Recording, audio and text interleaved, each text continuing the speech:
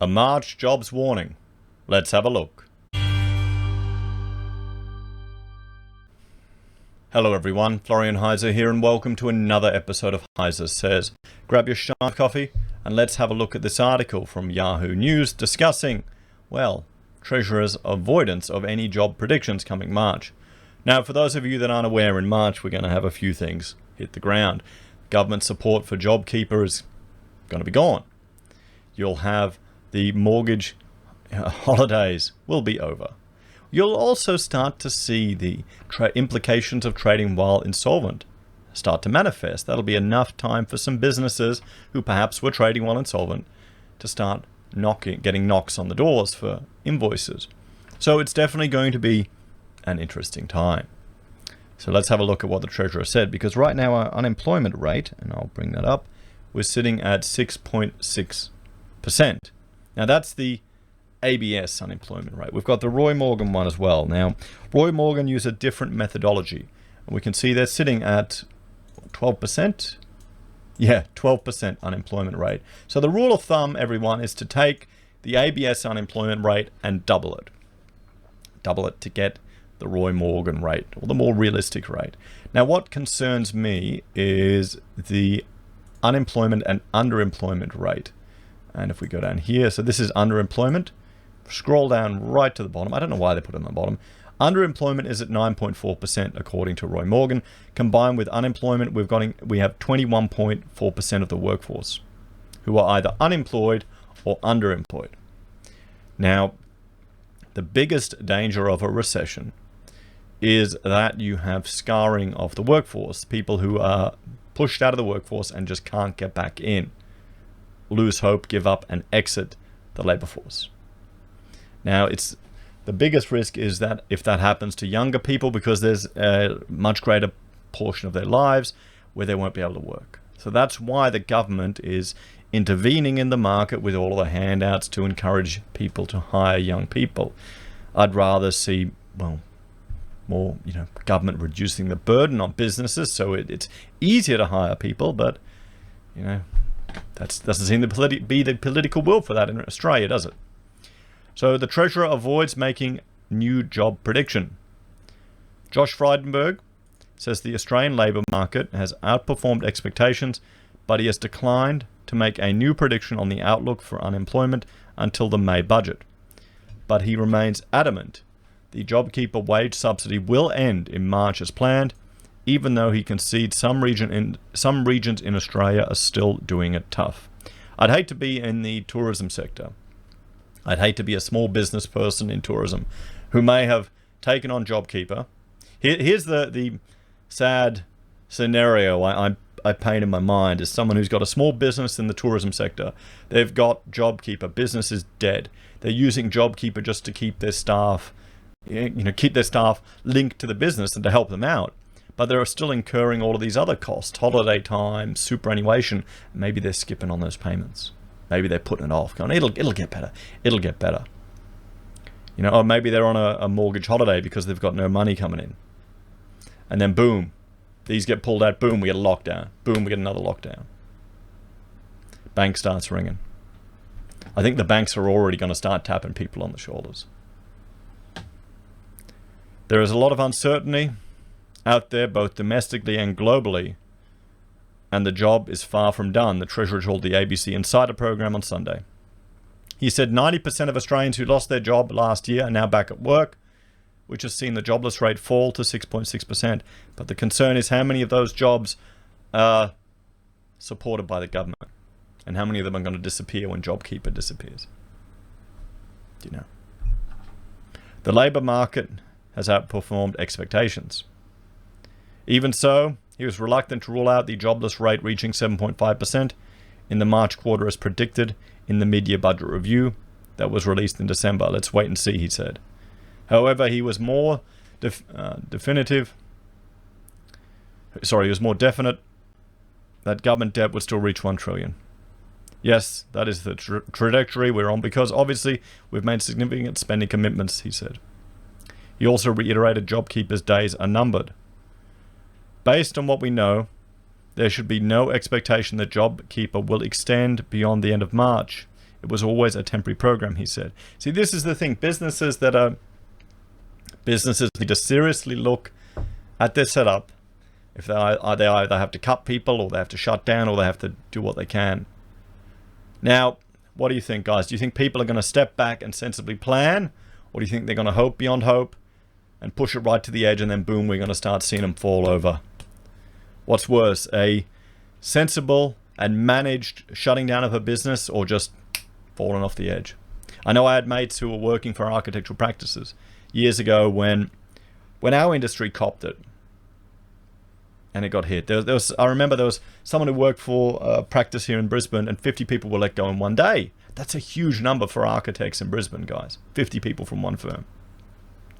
I had another mate, he was working for a small firm. They let him go, and then he found out no super had been paid. This is one of the reasons why I encourage my staff when we hired people to actually pay attention to their super, because frankly, it was costing me money, and I was pissed they didn't pay attention to it. But to check it, to make sure you get paid.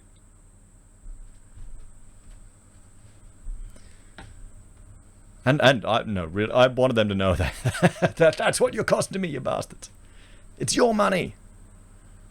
They didn't care. I think it's actually a funny story. One guy had his old fund from his retail days as a kid, and his email was like some stupid Gmail thing, clown, something funny and quite embarrassing and really unprofessional. So he had to give that email to Rachel because it was on his super fund. It was funny. So there you go, guys. When you're getting your first email, pick something sensible. There have been calls from the tourism industry and the Queensland government to extend the JobKeeper program for a sector that has been hit hard by the COVID-19 pandemic, particularly in the absence of international travellers. Mr. Frydenberg said the government has already put in place targeted programs for travel agents and airlines. He said Treasury is analysing tourism industry data, and Tourism Minister Dan Tehan is talking to industry leaders to consider what future targeted assistance may be required. But the key for the tourism sector in Australia is going to be consistency and clarity around border closures, the Treasurer said. Yeah, that's the thing. I mean, look at what happened in WA. That's now the expected response from premiers, at least from Labor premiers. How can you plan for that in a business? That's a risk you need to manage. That's the thing. Some people, I'm very lucky. I can work from home. I've been working from home before it was cool, because I realized having an office is just a burden in my industry. And with the type of clients I work with, it doesn't really matter, if I work from home, particularly if they approach you for work. So, we're kind of we've stumbled into a very fortuitous situation where we can work from home. And the one thing I really enjoy is not having the drive. And we didn't have a commute. We had like 30 minutes to and from. But it adds up. But there's some people that can't. So you're going to see a divide. In America, it's manifesting as a class divide. Some people are privileged in that way. And you've got to recognize that, guys. So the people who are calling for all these restrictions and all these interventions in the economy, you also have to realize that they're businesses that are just getting hammered, completely destroyed. These are people's entire livelihoods. The government is entering into a $5 million week-long tourism advertising blitz in an attempt to drive Australians to book domestic holidays to give the industry as much needed boost. Yeah, but who's going to do it? Are you going to go on a holiday, guys? Well, we're facing the impact of our first recession in 28 years. I'm not going to go on a holiday. I'm not going to spend that money. Maybe I'm just too cheap. I've got a house to build. I've got kids to take care of. We'll just, we'll go camping maybe somewhere. Even that cheap. Or we'll just camp in the backyard as a bit of fun. There needs to be a bit more certainty in the entire economy as well. And what if you went interstate? What if we went camping down to New South Wales there? And it got locked. The border got locked. It's crazy. And then you have to go pay thousands of dollars to stay in a hotel. Shadow Treasurer Jim Chalmers said the Treasurer has shown a stupendous lack of understanding of the impact international border closures have had on workers and small businesses in places like Cairns. The Treasurer should stop leaving these workers and small businesses in the dark. He should stop leaving them hanging. He should stop leaving them in the lurch. Dr. Chalmers, a Queensland MP, told reporters. You don't need to be Nostradamus to predict the impact of withdrawing support from the economy too soon. I mean, could we have, international travel to tourism hotspots? Maybe, okay, Cairns. You've got a 4-month window where international travel is allowed, but domestic travel is restricted. There's a way to mitigate potential spread while providing an economic infusion into the area. Then there'll be a short window. I mean, we need to start thinking outside the box if we want to help these industries. We can't just bloody well keep chucking money at them. Would that work? Would that be an idea? Mr. Frydenberg would also not commit to increasing the JobSeeker payment when the supplement ended in March. There are concerns this means the dole would return to $40 a day, as it was under its old name of Newstart. Frydenberg said the government will make decisions on this prior to the supplement ending in March. That'll be an election issue. These will become election issues if there's call for an election. Because here, the issue is if JobSeeker or the welfare program is too generous, it disincentivizes people from working. That's the true thing. Is $40 too generous? Well, you tell me. I was talking to my sister-in-law because she's now living with us, so to get to the airport is a bit of a mission. And, I said, I'll just, get the tunnel. And I'm going to Rachel. She can write that off tax. That's the cost incurred with going to work. She's going, no, you can't. Why can't you write those things off? When civil servants here in Brisbane, they get free train tickets into the city. They can write all that off, pay for it in pre-tax dollars. It's BS.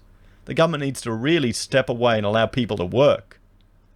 Because that's why $40, it may not be enough to disincentivize you working, but the slightly higher job seeker rate maybe, when you're thinking, okay, if I go to work, I've got to get my uniform, I've got to buy these clothes, I've got to pay for that washing, I've got parking, I've got lunch, I've got to eat out. It all adds up, so there's another burden to it. Be great. Maybe one thing is to rather than worrying about welfare, let's step and allow people to claim more costs associated with working. Maybe even reduce the tax rate at the lower level to incentivize people to working. So you've got more of the money you keep in your hand, because you get the poverty trap then, where going to work for 40 hours a week may only bring you another $100, and no one's stupid enough to do that. Anyway, guys, thanks for watching. Let me know your thoughts and opinions in the comments down below. Please like, share, and subscribe to the channel. If you're a fan and enjoy the content I cobble together here, there are a few ways you can support us. You can join the channel on YouTube or Patreon.